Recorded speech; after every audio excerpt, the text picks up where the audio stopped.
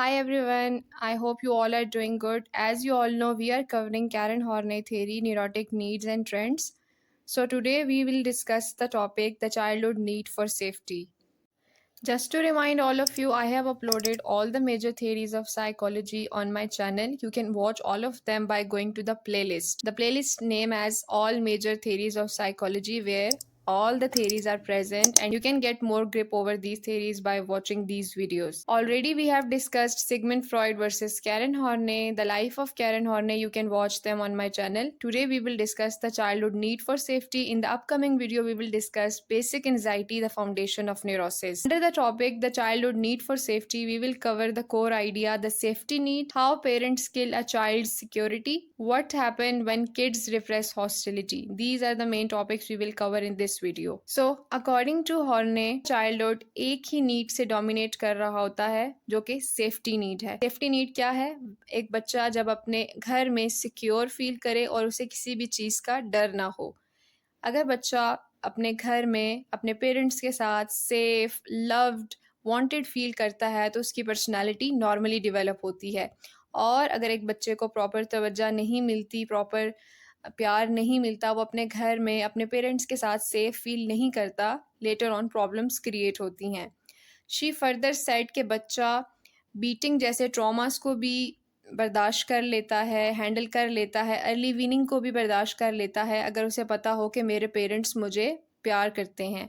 So she said love is greater than all events. अगर एक घर में बच्चा प्रॉपरली सिक्योर फील कर रहा है, उसे किसी चीज़ का डर नहीं है, तो उसकी सेफ्टी नीड्स पूरी हो जाती हैं। फर्दर कैरन हॉर्ने का कहना है पेरेंट्स के कुछ बिहेवियर्स की वजह से बच्चे अपने ही घर में इनसिक्योर फील करना शुरू कर देते हैं और ये इनसिक्योरिटी बेसिक एंजाइटी की तरफ लीड करती है। फॉर एग्जाम्पल, पेरेंट्स जब सिबलिंग्स में किसी एक को फेवर करें और दूसरे को ना करें, अनफेयर पनिशमेंट्स का इस्तेमाल करके उनके बिहेवियर्स को मॉडिफाई करने की कोशिश करें rather than showing love and guidance.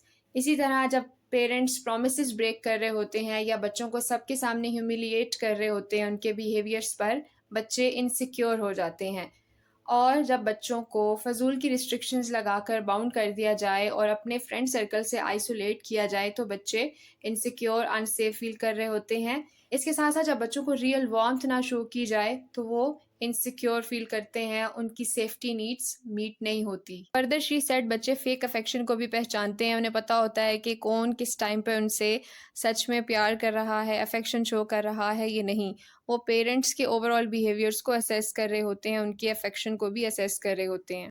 So what happens when kids repress hostility? जब पेरेंट्स अनफेयर ट्रीटमेंट बच्चों को देते हैं, उन्हें प्रॉपरली अटेंशन नहीं देते, एक बच्चे को फेवर करते हैं, एक को नहीं करते और फेक लव शो करते हैं, बच्चों के अंदर हॉस्टिलिटी डेवलप हो जाती है।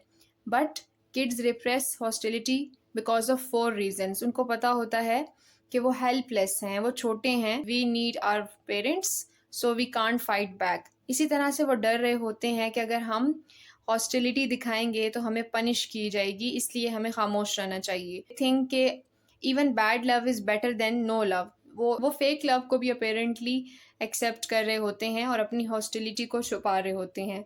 And the fourth one is guilt. बच्चे यही सोच रहे होते हैं, जो अच्छे बच्चे होते हैं वो अपने पेरेंट्स को डिसलाइक नहीं करते, शायद मैं ही बुरा हूँ जिसकी वजह से मेरे पेरेंट्स का इस तरह का रवैया है मेरे साथ। सो इसका रिजल्ट क्या होता है? रिप्रेस्ड हॉस्टिलिटी की वजह से बच्चों के अंदर बेसिक एंजाइटी डेवलप होती है।